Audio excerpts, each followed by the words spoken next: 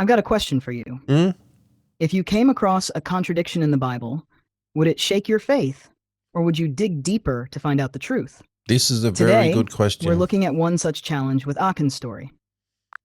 This is a very good question because people are saying, like atheists are saying, that there are 439 of these contradictions in the Bible. And today I just want to go through one of them and just see how, well, once you get into them, they start falling apart. And today we have number 12, and we're going to go through, and it may seem like this is just a random thing, and you think, well, who cares about Achan's father? But people are stopping reading the Bible because of these kind of contradictions. And let's just go through that because we need to do some homework. My name is Craig, and this is Morning Star Quest, where we are journeying through the Bible one question at a time. And today, this is my friend Cosmo, and today we are going through a contradiction, and we are up to number 12. Now, before we get into it, we really need to know who Achan is.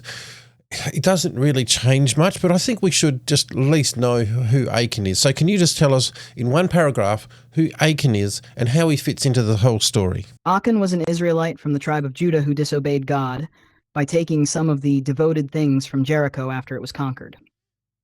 His disobedience Right. caused God's anger to fall on Israel, leading to their defeat in the Battle of Ai. Once his sin was uncovered, Achan and his family were punished by death.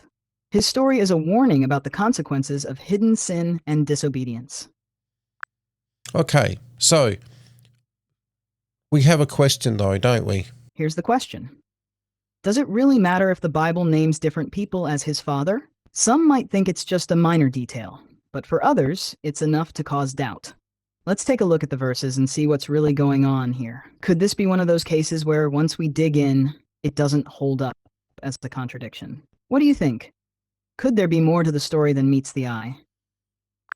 Well, I always think there's definitely more than meets the eye with any one of these verses, but is it what you think? And so I want to go through this for people watching this right now because I feel like atheists and people are saying that the Bible doesn't hold up because let's just say this one verse doesn't hold up. And there's 439. I've gone through the first 11 to now this is the number 12.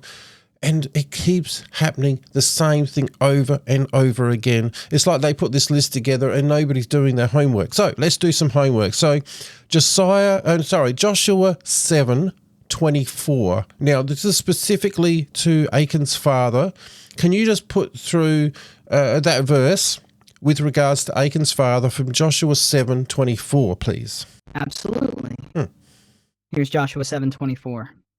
Then Joshua, together with all Israel, took Achan son of Zerah the silver, the robe, the gold bar, his sons and daughters, his cattle, donkeys, and sheep, his tent, and all that he had to the valley of Achor.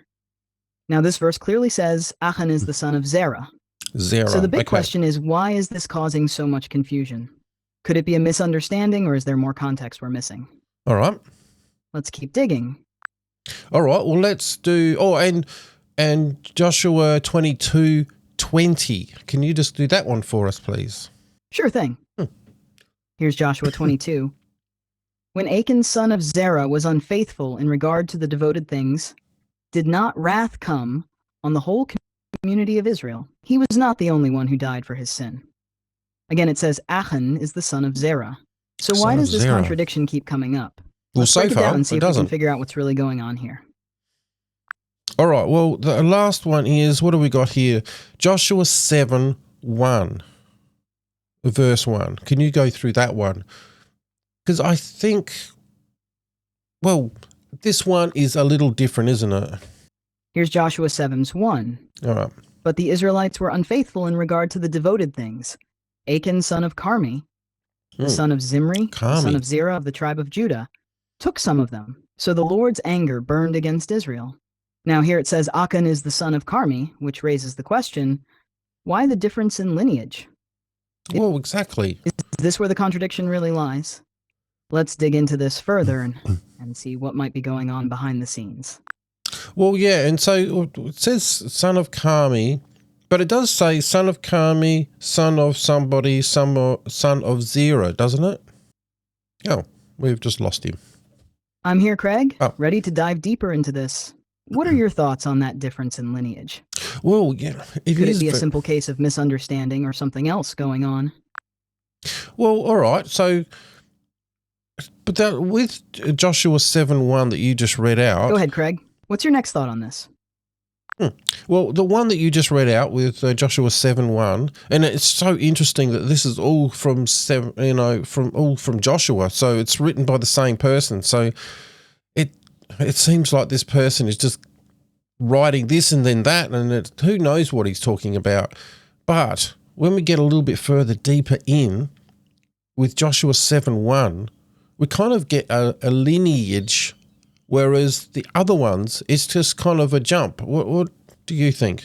Yeah, that's an interesting point, Craig. In Joshua 7:1, we get a fuller picture with Achan's whole lineage, which makes it feel more specific. While the other verses just mention his father, Zerah. It almost feels like the focus shifts depending on the purpose of the verse. Sometimes on the immediate father, sometimes on the broader family line. Maybe the author wasn't trying to contradict, but rather to give different layers of detail based on the context. Could it be about emphasis rather than contradiction? Well, one thing I find interesting is, like, if I talk about my father, I say father, but if I want to talk about his father, What's I catching your say... attention, Craig? Curious to hear what you've noticed. So am I. Okay. So could it be that the Bible's focus shifts between different family members depending on the context? Yes. Maybe instead of a contradiction, it's just highlighting different aspects of Achan's lineage. What do you think about that possibility? Well, if I'm trying to explain my dad, I say my father.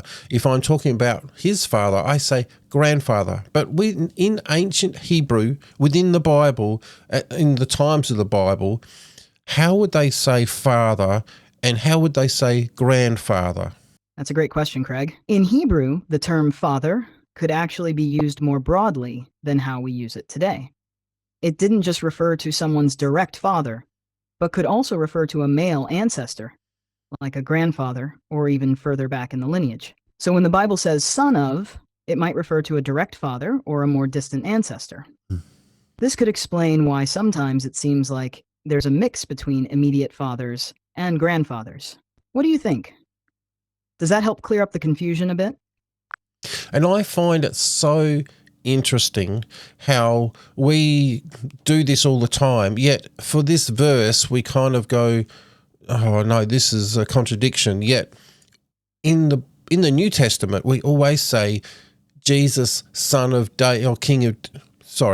Jesus, son of King David. And he's clearly not the son of King David, but we say that. So yet here we are doing the same thing here, and we don't even bat an eyelid. It doesn't even make any difference. And we kind of understand it straight away. But in this, it's doing exactly the same thing, because in just Joshua 7:1, it is still mentioning, is Carmi his direct father or is Zerah the direct father? Exactly. We do this all the time without even thinking about it. This is the son of David.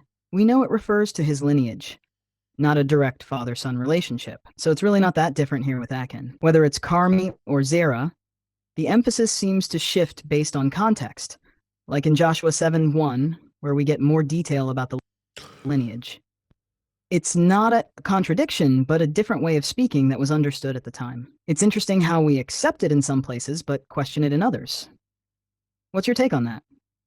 Well, I find it so interesting, and I feel like, in one way, the author is going, this is the lineage of this person. However, in another verse, they want to say, here is the royal, or the important person in their lineage. So they kind of step past the actual father and go more for the grandfather or the great-grandfather, because that is more important for this part of the story, even though they've even mentioned it in the other. I guess this contradiction is pretty much busted, because Exactly. It's like the author is using the family line strategically, sometimes focusing on the immediate father to give a fuller, detailed lineage, and other times zooming out to highlight a more significant ancestor, like the grandfather, to emphasize the importance of the family's role in the larger narrative. It's not Totally. so much about contradicting, but more about shifting the focus for different purposes. This way, the story carries both personal and broader significance. It's a bit like how we highlight certain figures in family history depending on what story we're telling. Makes sense, right? Well, exactly. And I think this is pretty much busted. And I love the fact that we are learning way more about the Bible and about history and about Jesus himself, who is throughout the Old Testament. Everything that he is going to do in the New Testament is being foreshadowed in the Old Testament, not necessarily in the story of Achan, but it is part of that story. And I just love that it's getting me more into the Bible, and I love history and all of that. So I just want to say thank you to all the atheists out there who created this list, because, it's like a Bible study. So it's not a contradiction, but you might think the next one is the contradiction. So click over there, click on that one, go do something awesome for God, and we'll catch you in the next one.